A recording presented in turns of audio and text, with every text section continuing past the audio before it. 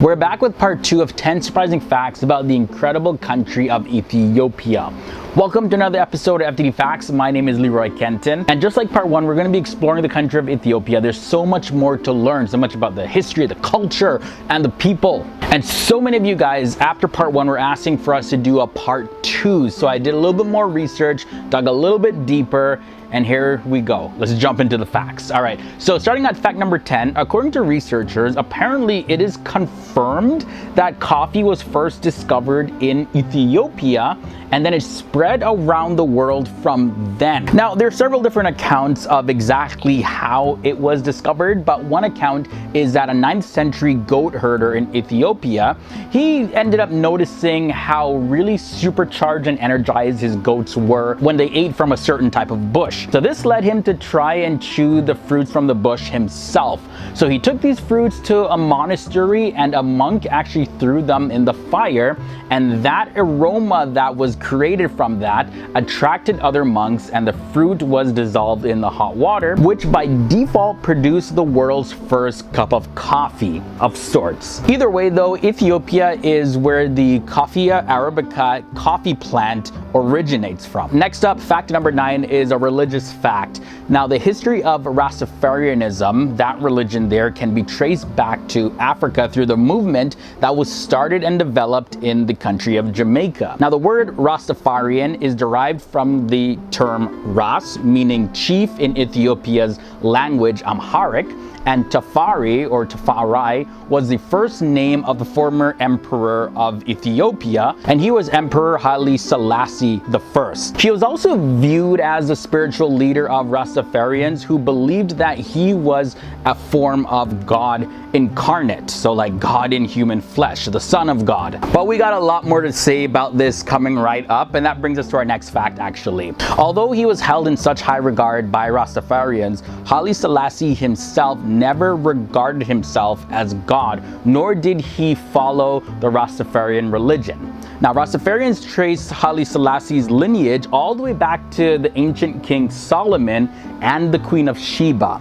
So as the story goes, they believe that the Queen of Sheba visited King Solomon, and when she visited her, they had a child. By the way, this visit is described in detail in the book of 1 Kings chapter 10 verses 1 to 13 in the Old Testament of the Bible. From there, let's talk about Erta volcano. Now, this is Ethiopia's longest existing lava lake, and it's been in existence since 1906. Known to local Ethiopians as the gateway to hell because of the hot temperatures, the Erta volcano derives its name from the Afar language, and it's translated as the smoking mountain. That's a literal translation of the term.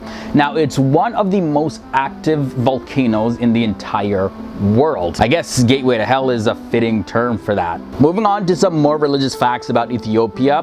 Tawahedo, or the Ethiopian Orthodox Church, is one of the oldest forms of Christianity that exists in the world. Now, it came to Ethiopia from Egypt, where Egyptians belonged to the Coptic Christian Church, and around AD 330, Frumentius, the apostle of Ethiopia, actually converted Aksumite king Izana, who made Christianity the empire's official religion. Now, today, 40% of Ethiopians practice Orthodox Christianity. Now, I got several more facts to talk about in this episode relating to Ethiopia, but before I do that, if you haven't checked out part 1, I highly recommend you do so, because you're probably watching this episode and you're gonna be thinking, hey Leroy, you missed certain facts. Check out part 1. I have the link to that below in the video description section. You'll learn a lot more about the country of Ethiopia, as well as we share a lot of facts that I'm not even going to touch on in this episode. So if you think we're missing something, we haven't featured it here in this episode, make sure to watch part 1 so you're all caught up with the facts that we actually currently have shared about Ethiopia. I'll also have a link down below in the video description section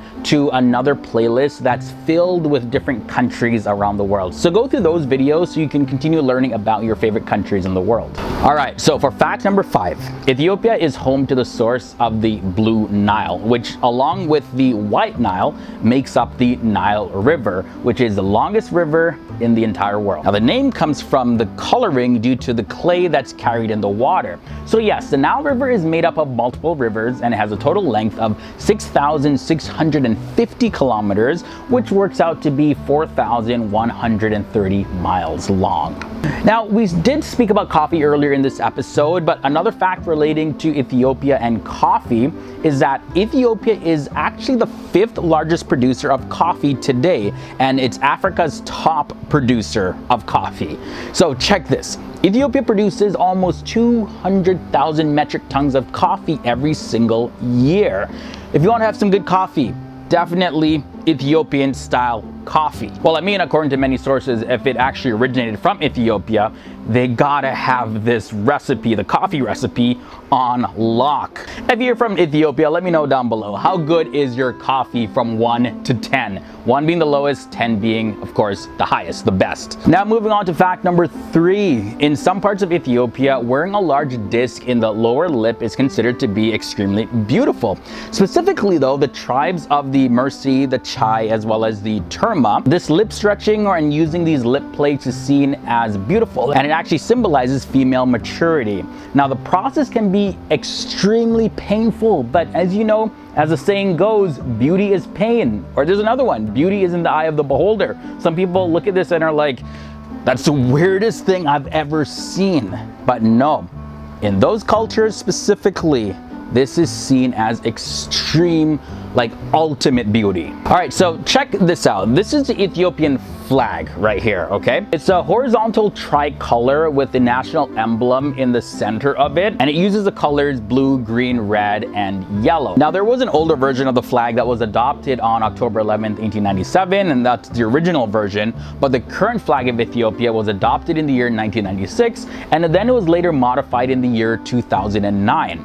But before 1996, and to some extent even today actually, the original flag is commonly used. Now the star in the middle of the current flag, that symbolizes the bright future of Ethiopia. And the final thing I want to share in this episode about Ethiopia, it's according to a legend, the true cross that Jesus Christ was crucified on was actually found by Saint Helena, who was a mother of Constantine the Great, which was the Roman Empire who converted to Christianity in the 4th century. So a relic of that cross was later given to Ethiopia's kings for protecting Coptic Christians in their country. Now there's a celebration called Meskel, and it is to celebrate the arrival of the true cross in Ethiopia, and it has been celebrated there for more than 1,600 years. So that wraps up this episode, guys, on 10 surprising facts about Ethiopia Part 2. We really dived a lot into the religious aspect of Ethiopia, and also we took a look at some cultural and historical facts, as well as some very interesting fun facts about the country as well. And you know, this is part 2, so we barely scratched the surface. So again, if you do want to see another episode about Ethiopia, let me know down below in the comments section. My social media links are below in the video description as well, so you can follow me over there, and I will see you guys next time in another episode.